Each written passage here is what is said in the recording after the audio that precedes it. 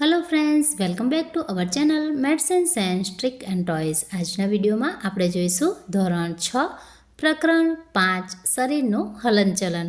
અગાઉના વિડીયોમાં આપણે નિતંબાષ્ટી વિશેની માહિતી મેળવી. આજના વિડીયોમાં આપણે જોઈશું પાંસળી પિંજર. તો અહીં આપણે જોઈ શકીએ છીએ આ છે આપણું પાંસળી પિંજર.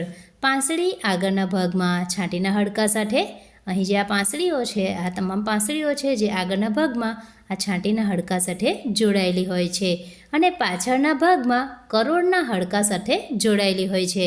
તો આ છે આપણું કરોડનું હાડકું.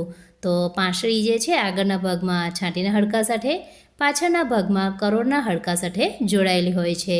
હવે આપણે જોઈશું પાંસળી કોને કહીએ. તો છાતીના પિંજરાના ચપટા અને વળાંકવાળા પટ્ટી જેવા દરેક હાડકાને પાંસળી કહે છે. તો આ જે થોડો રાઉન્ડ શેપમાં આપણે જોઈ શકીએ છીએ આ તમામ પાંસળીઓ છે.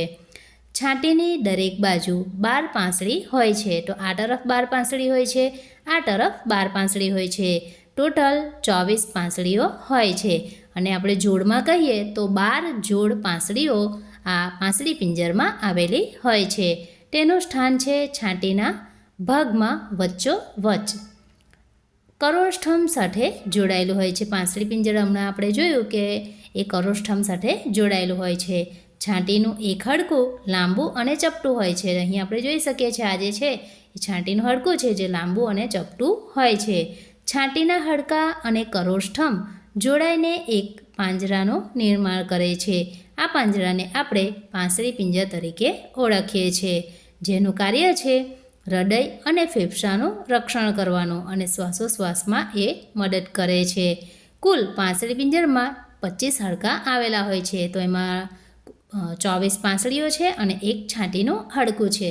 એટલે કે અહીં પાંસળી પિંજરમાં કુલ 25 હાડકાઓ આવેલા હોય છે.